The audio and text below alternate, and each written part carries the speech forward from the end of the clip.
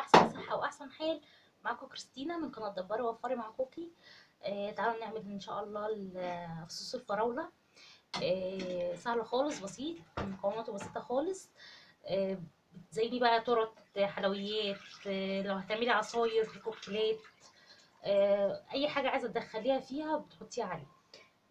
انا ده كانت فراوله عندي متفرزه، فهطلع كميه منها صغيره، بعمل يعني ايه على قد الاستخدام، مش بكتر فيها عشان ايه ما تقعدش فتره طويله معايا في التلاجة. تمام. فانا طلعت مثلا قد معايا كوبايه كبيره كده. تمام. هحطها في طاسه، واحط معاها بقى ايه معلقتين كبار مليانين من السكر. تمام. احطهم بقى على النار. مش هحط معاها ميه خالص، هسيبها بس تنزل ميتها خالص. وتعالوا نشوف هنعمل ايه. بصوا كده انا حطيتها كده على النار. مش هحط معاها اي ميه خالص، هي تنزل السوائل اللي فيها لغايه ما السكر ايه برضو يدوب فيها.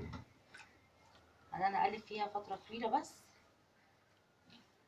تمام. لغايه ما تغلي معايا.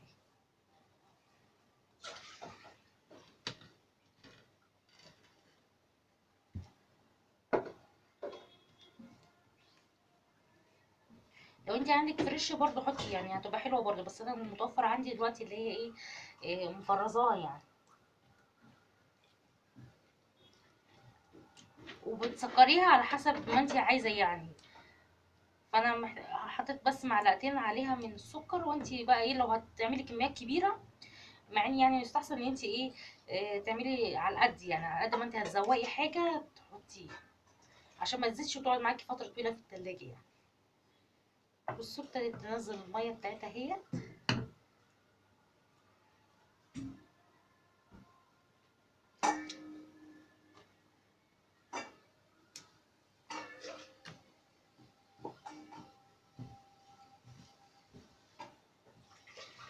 ابتدت تغلي بقى معانا.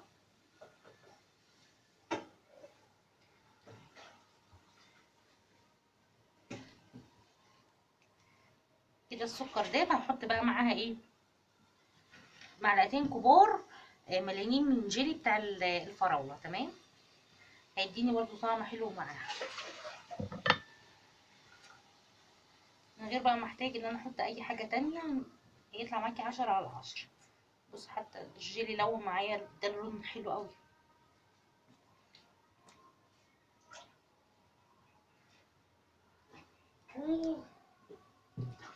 ريحتها حلوه قوي.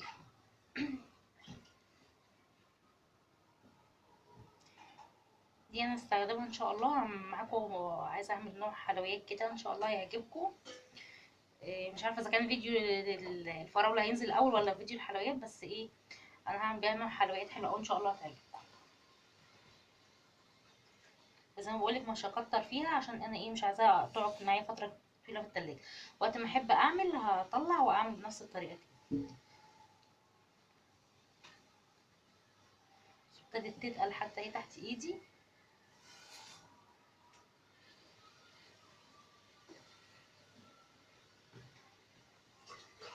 تغلي بس شويه، وبعد كده ايه هضربها كويس قوي، عشان عايزاها تبقى يعني ايه جوري شويه. بهاند بلندر بقى، بالخلاط، بكب، اي حاجه عندك اضربيها فيها.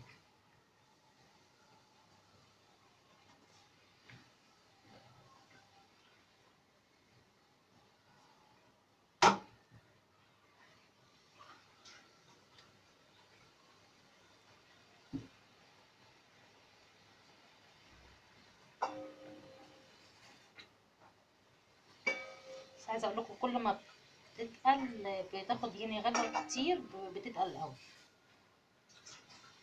ولسه برضو بعد ما تتضرب في الخلاط هرجع احطها على النار تاني لغايه ما تتقل بقى ايه خالص معايا. بتحفظيها في اي برطمان بقى، اي حاجه عندك في التلاجة. وقت ما تحبي تزيني بيها اي حاجه بتطلعيها وتزيني.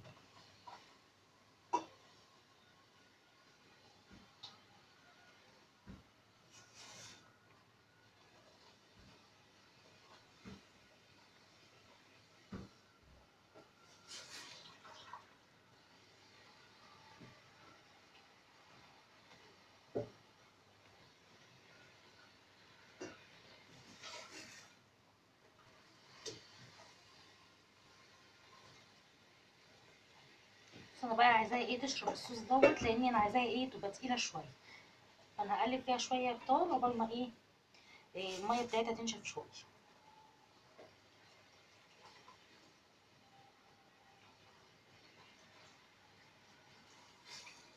بس حاولي ايدك فيها باستمرار، ويستحسن ان انت تحطيها في ايه في حاجه ما تلزقش يعني.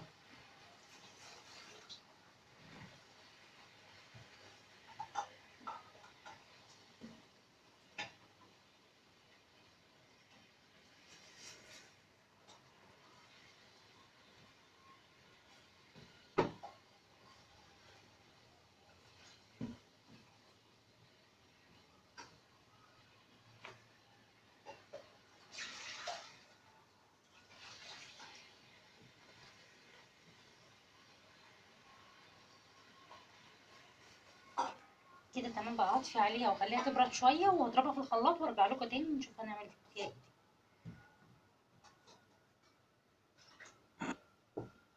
ايه. بصوا كده يا بنات، انا كده ضربت الصوص بتاع الفراوله في الكبه. تمام. هرجعه تاني للطاسه، وهقلب فيه كمان شويه بقى لغايه ما ايه احس ان السمك بتاعه ايه ابتدى يتقل شويه.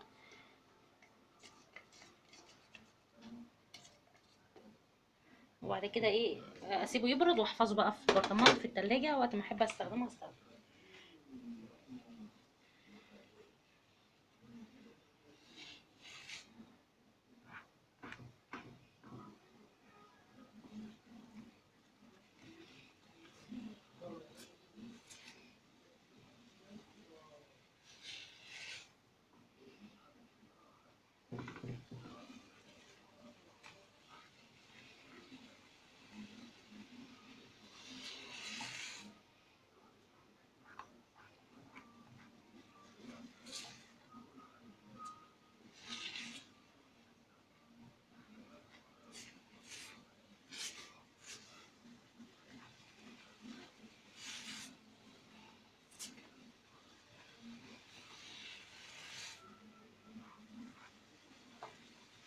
قلبي فيه بس باستمرار عشان ايه ما يلزقش في الطاسه يتحرق مني. بس مش عايزه افصل معاكم الكاميرا، عايزه اوريكم ايه التقل بتاعه هيبقى عامل ازاي. وقت ما احس ان هو تقل تحت ايدي هطفي عليه.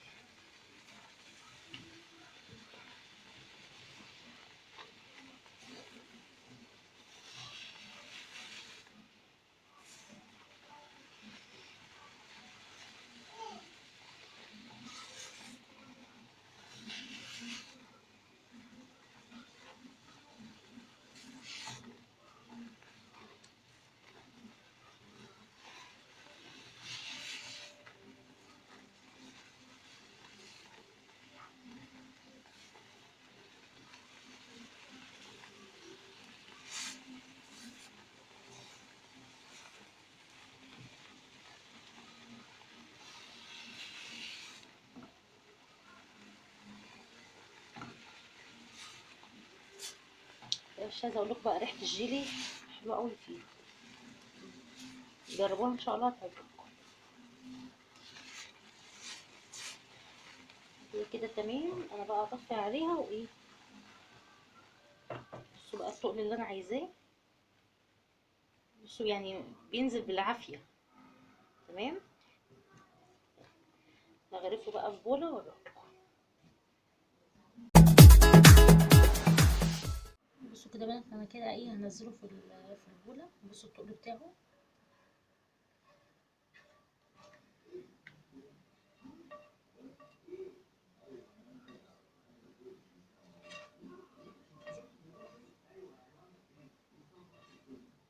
تمام.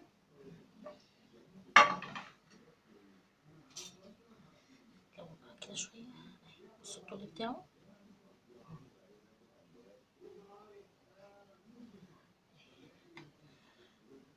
تمام.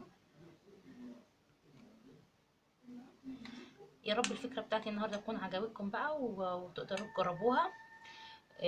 هتعجبكم قوي. تزينوا بها زي ما بقول لكم تورت، جاتوهات، حلويات، تعملوا لو هتعملوا كوكتيلات، تزوقوا بها كوبايات كده. يا رب الفكرة تكون عجبتكم بقى، ما تنسونيش في لايك. ولو أول مرة بتشوفوني يا ريت تشتركوا في القناة وتفعلوا الجرس عشان يوصلكم كل جديد. أشوفكم على خير في فيديو جديد. باي باي.